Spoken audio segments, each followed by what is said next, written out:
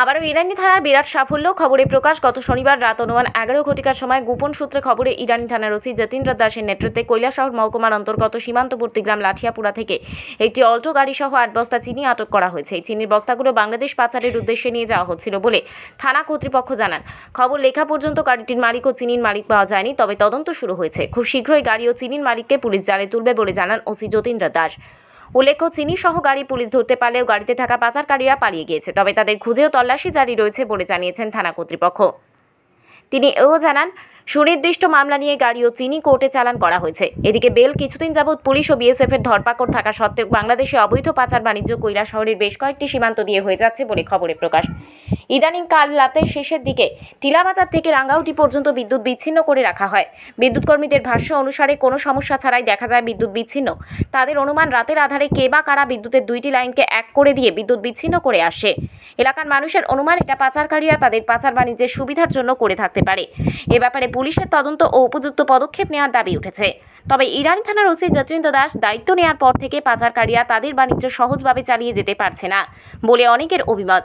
এবার দেখার বিষয়, ইরানি থানা কর্তৃপক্ষ গতকালকে আটককৃত গাড়ি ও চিনির মালিককে কবে আইনের আওতায় আনতে পারেন।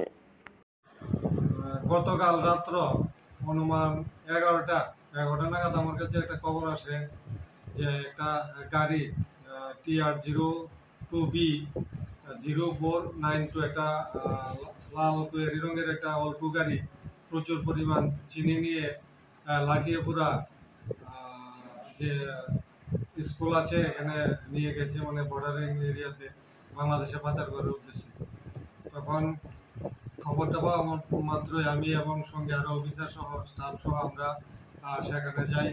গিয়ে অনেক জায়গা তল্লাশি করার পরে আমরা প্রায় লাঠিয়াপুরা যে বর্ডার ফেন্সিং আছে ওই ফেন্সিং এর সঙ্গেই হঠাৎ করে আমরা একটা গাড়ি দেখতে পাই, এবং আমাদের গাড়ি দেখেই ওরা দেখতে পাই যে 2-3 জন লোক গাড়িটাকে ওই জায়গা দিয়ে রেখে ধরে পালিয়ে যাচ্ছে। তখন আমাদের সন্দেহ হয় যে ওই গাড়িটি হবে। সঙ্গে সঙ্গে আমরা ওইখানে যাই, গিয়ে দেখি গাড়িটা তল্লাশ করে দেখি যে এখানে গাড়ির ভিতরে প্রায় গাড়ি ভর্তি চিনির বস্তা। তো কাউন্ট করে দেখলাম যে 8 বস্তা চিনি, প্রত্যেকটা বস্তার মধ্যে 50 কেজি করে 8 বস্তা।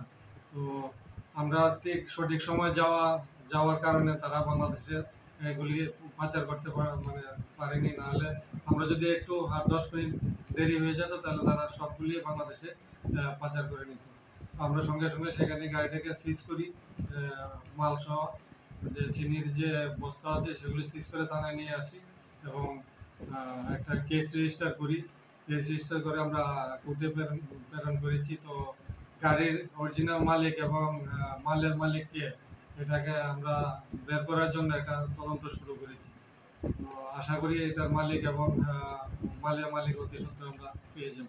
আমরা আপনারা জানেন কিছুদিন আগে আমরা একটা মারুতি গাড়ি